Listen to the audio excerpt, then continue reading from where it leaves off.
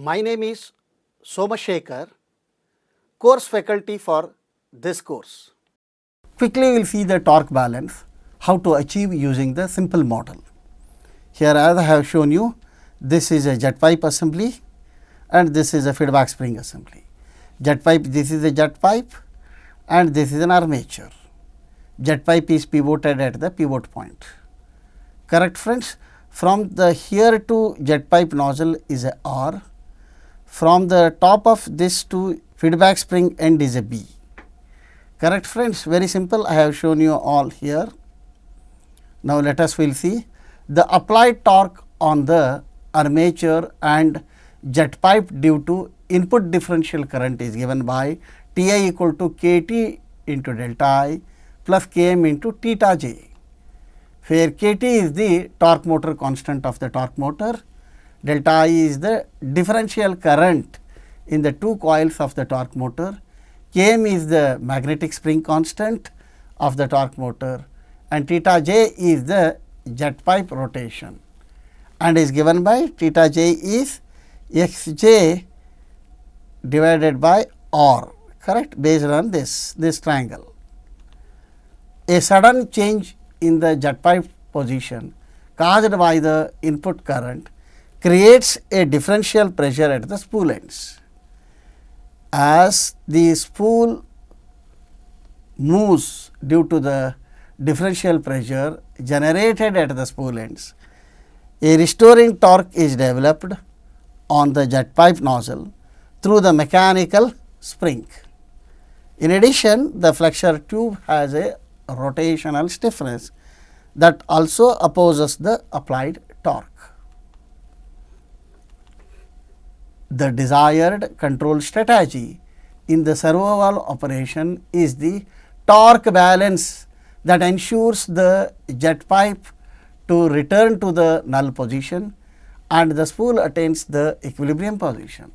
Therefore, the net restoring torque is given by applied torque on the armature and the jet pipe due to the input differential current is given by T equal to K into theta j plus K f into x s plus r plus b theta j into r plus b. Here r plus b you will see this is a thing what we considered here.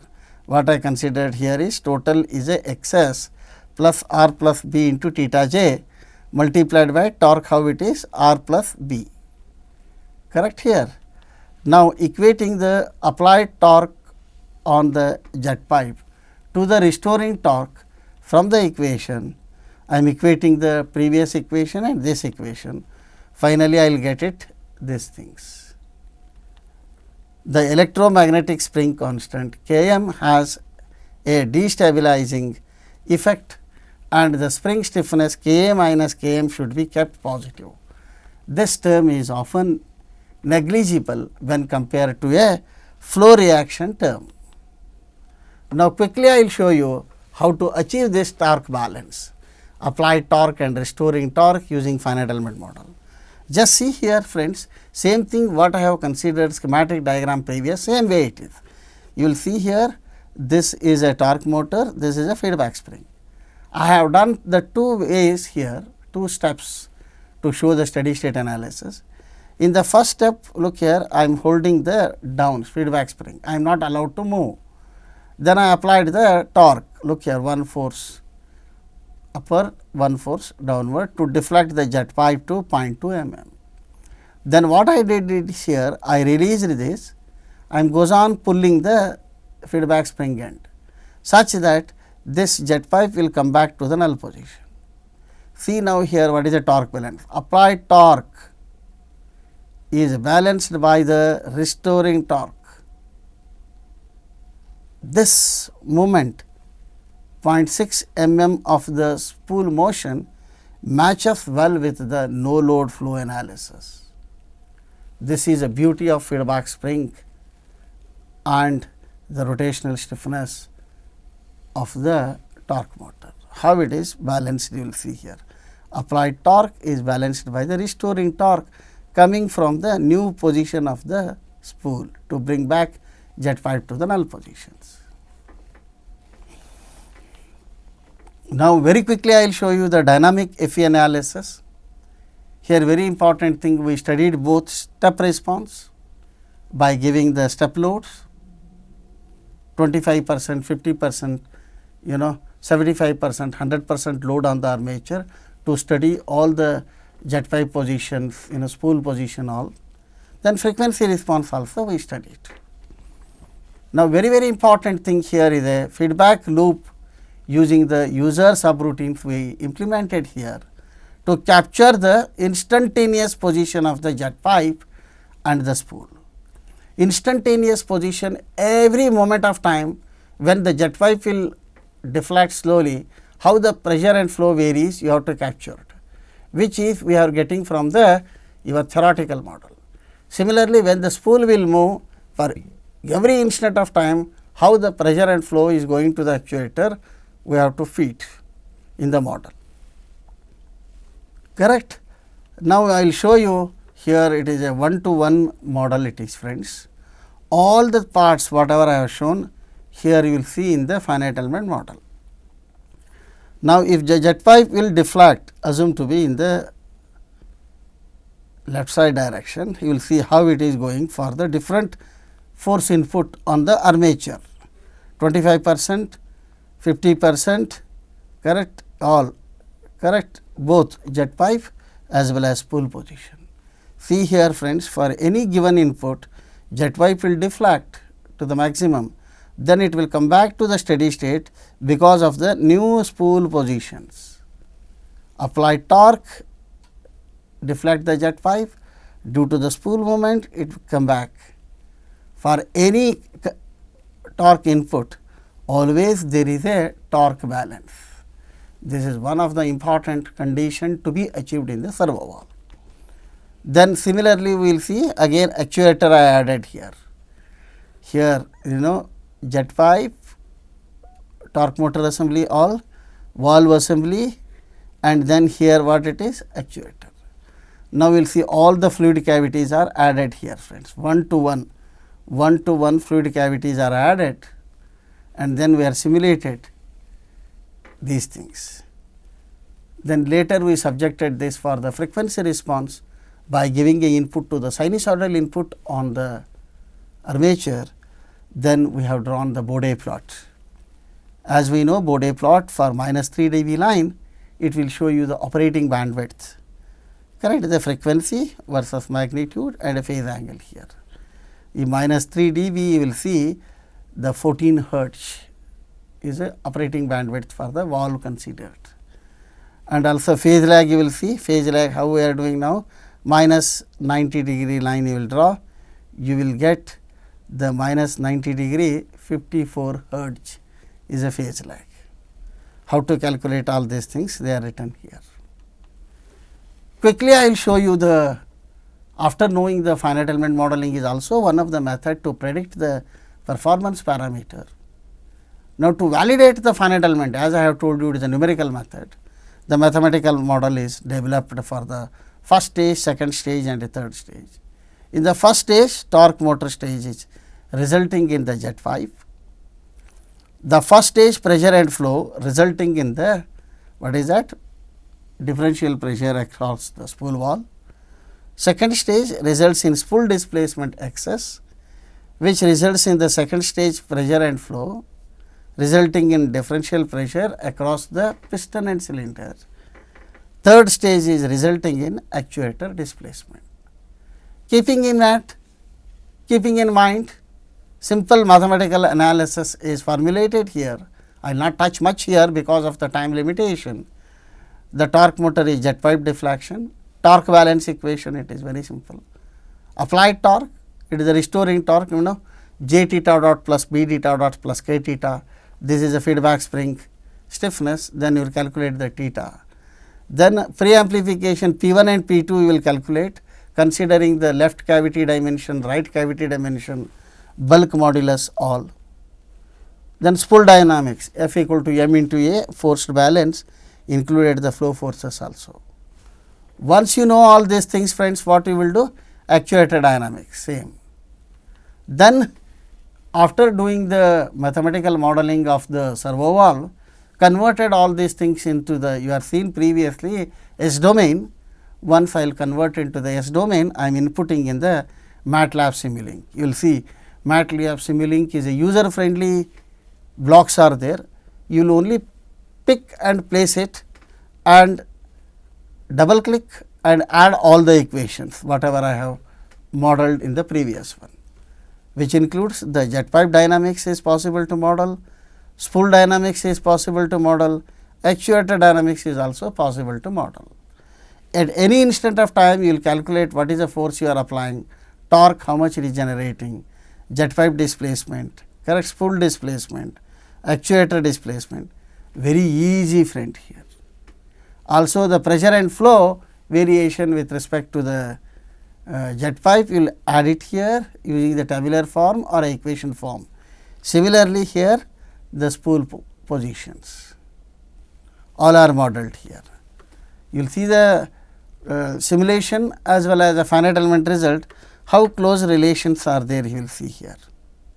Here, you know, this is the jet pipe deflections, it will come back to the null position due to the new spool position. It will show you the Simulink model and a FEM models. Similarly, for the piston.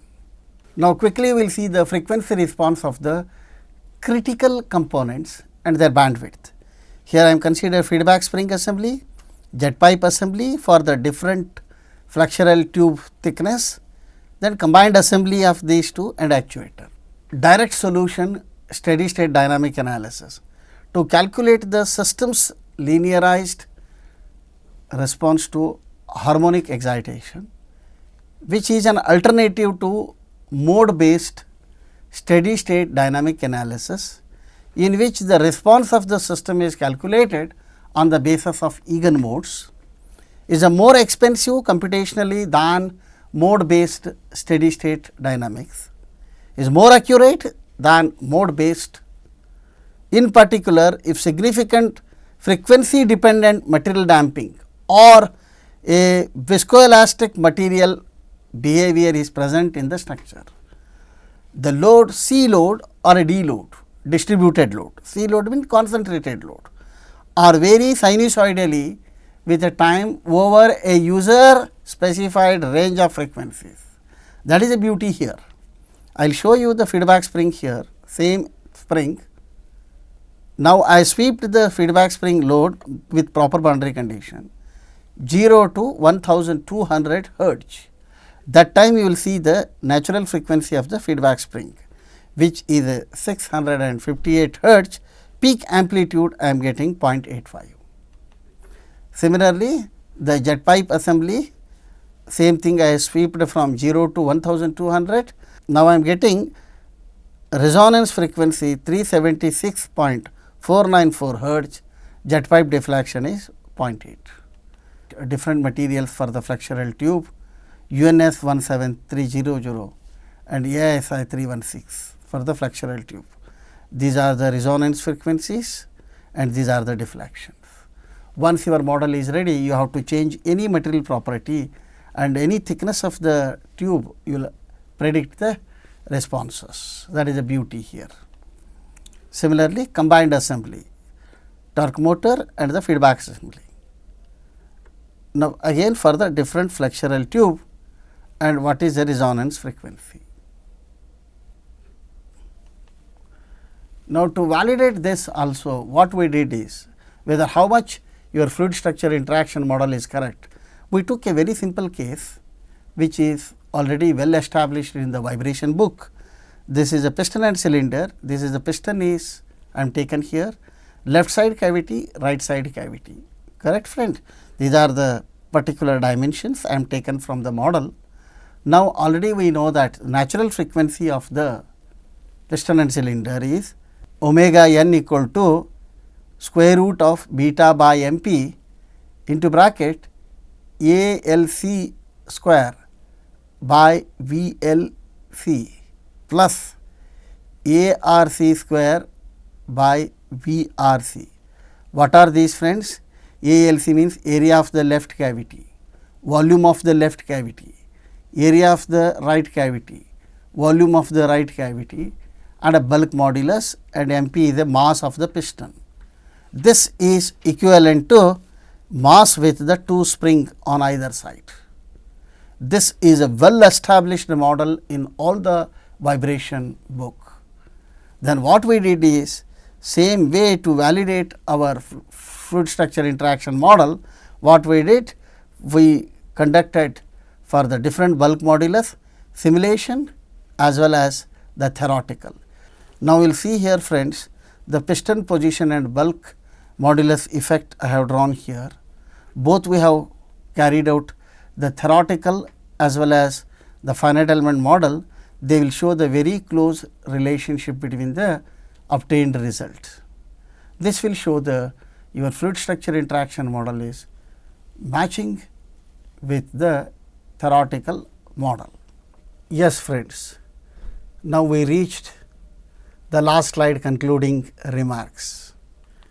Finite element method is used to ascertain the static characteristics, dynamic characteristics of fluid structure interaction of jet pipe servo valve with a built-in mechanical feedback, frequency response of whole servo actuator system and subsystems, theoretical investigation to study the steady state valve operation, pressure and flow variation as a function of jet pipe and spool position, an experimental setup to test the stiffness of the critical components of the valve. The stiffness values well agree with the FE simulation values. A simplified empirical model of the jet pipe is developed and simulated in the MATLAB. The simulation results agree with the FE simulation, verifying the correctness of the detailed FE model with FSI. Okay friends, we will stop now.